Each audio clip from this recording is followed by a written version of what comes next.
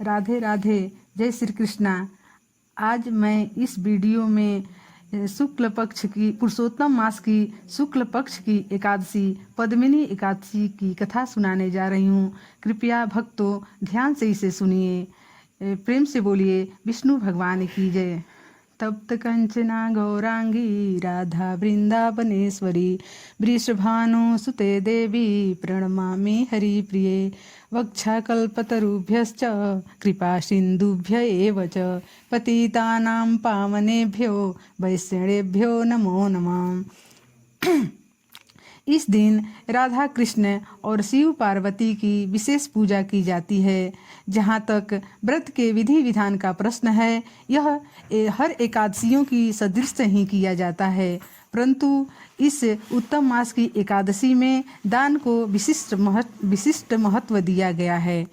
धर्मराज युधिष्ठिर ने कहा कि हे पुरुषोत्तम, अधिक मास के शुक्ल पक्ष की एकादशी का नाम क्या है? इसका नाम, व्रत की विधि तथा महात्म विस्तार पूर्वक मुझे बतलाने की कृपा कीजिए। भगवान श्री कृष्ण ने कहा कि हे पांडुपुत्र, पुरुषोत्तम मास, अधिक मास अथवा मल मास के शुक्ल पक्ष की एकादशी को पद्मिनी एकादशी कहा जाता है। यह अनेक पुण्यों को देने वाली है। इसका व्रत यत्नपूर्वक करने से मनुष्य विष्णु लोक को प्राप्त होता है। इसके महात्म्य का पूर्ण वर्णन करने की सामर्थ्य 4 मुखों वाले ब्रह्मा में भी नहीं है। फिर भी पूर्व काल में ब्रह्मा जी ने पापों को समूल नष्ट करने वाली इस पद्मिनी एकादशी के व्रत का जो महात्म्य नारद जी से कहा था, वही मैं तुमको सुनाता हूँ। भगवान श्री कृष्ण बोले कि हे राजन, दशमी के दिन व्रत प्रारंभ करें। दशमी के दिन कांसे के पात्र में भोजन करना तथा मूंग, मसूर, चना, कोदो, साग, मधु और पराय अन्न का सेवन, ये 8 चीजें वर्जित हैं। हविष्य अर्थात जौ, चावल आदि का भोजन करें। नमक नहीं खाना चाहिए। भूमि पर सोवें तथा ब्रह्मचर्य से रहें। एकादशी के दिन प्रातः काल उठकर शौच आदि से निवृत्त हो दंत धावन करें और 12 कुल्ले जल के करके शुद्ध हो जाएं। सूर्योदय होने से पहले गोबर, मिट्टी, तिल, कुसा तथा आंवले के चूर्ण से विधि पूर्वक स्नान करते हुए कहें कि हे मृतिके, तुमको 100 भुजा वाले श्री कृष्ण रूपी वराह भगवान ने धारण किया है। ब्रह्मा जी ने तुमको दिया है और कश्यप मुनि आमंत्रित की गई हो।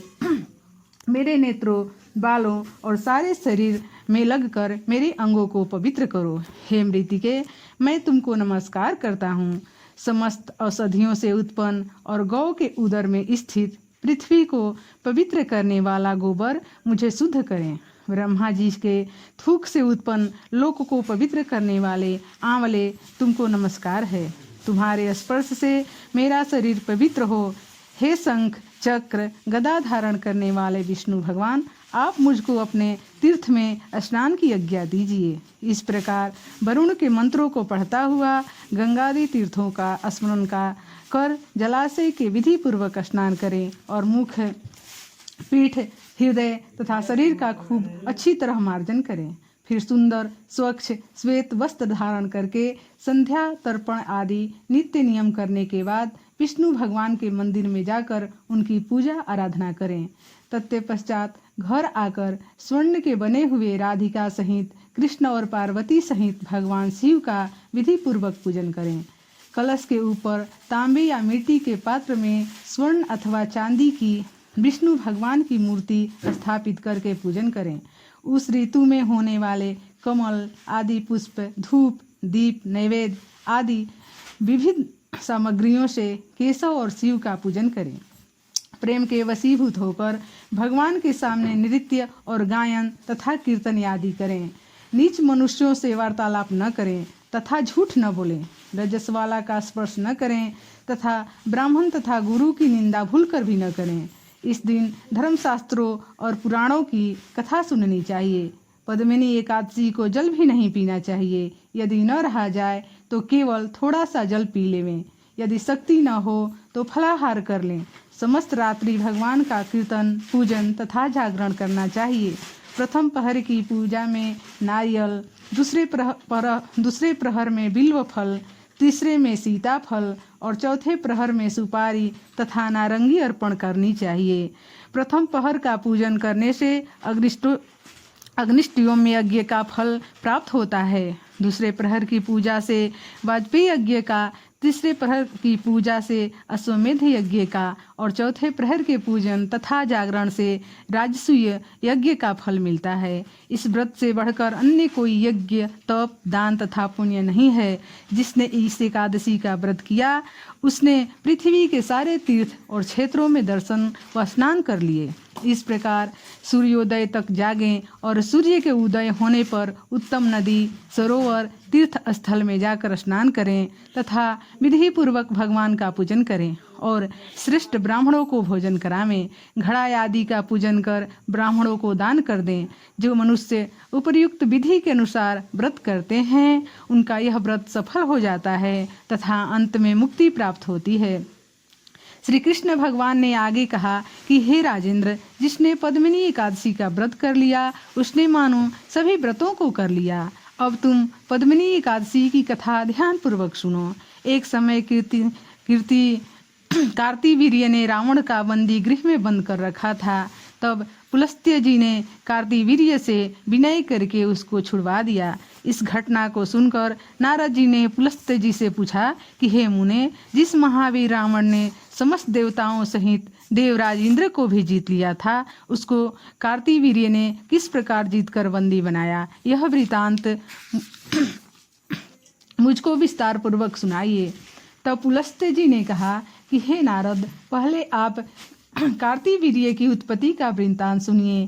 त्रेता युग में राजा हयहय के वंश का कीर्तिवीर्य नाम का राजा बहिष्मतीपुरी में राज्य करता था। उस राजा की 1000 परम प्रिय स्त्रियां थीं, परंतु उनमें से किसी के भी कोई पुत्र नहीं था।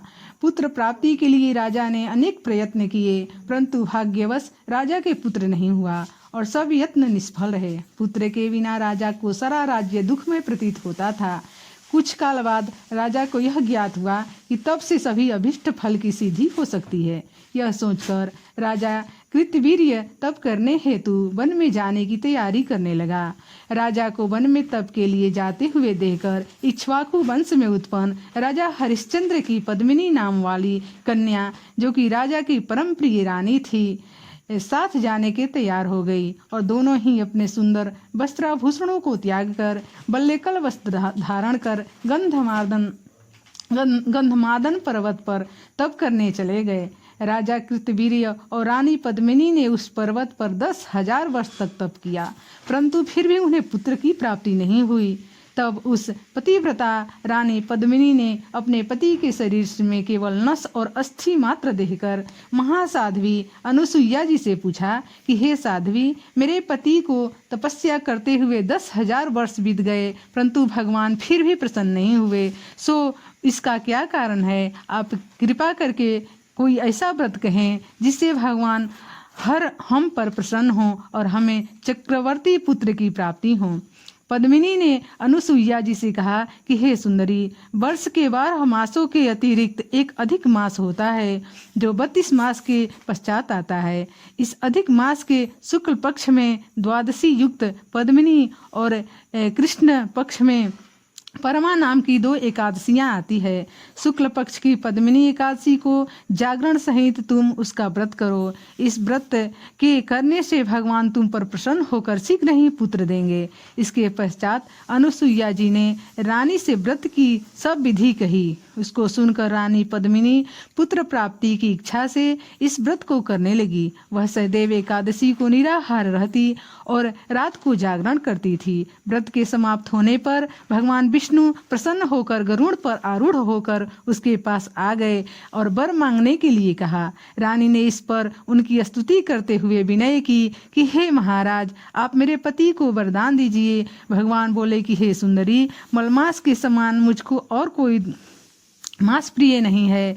इसमें एकादशी का जो व्रत तथा जागरण अनुसुईया जी के कथनानुसार तुमने किया है उसमें मैं तुम पर अत्यंत प्रसन्न हूँ। ऐसा कहकर संसार के दुखों को नाश करने वाले श्री विष्णु भगवान ने राजा से कहा कि हे राजन, जिससे आपका मनोरथ सिद्ध हो वह वर मांगो। तुम्हारी पत्नी ने मुझको प्रसन्न किया है।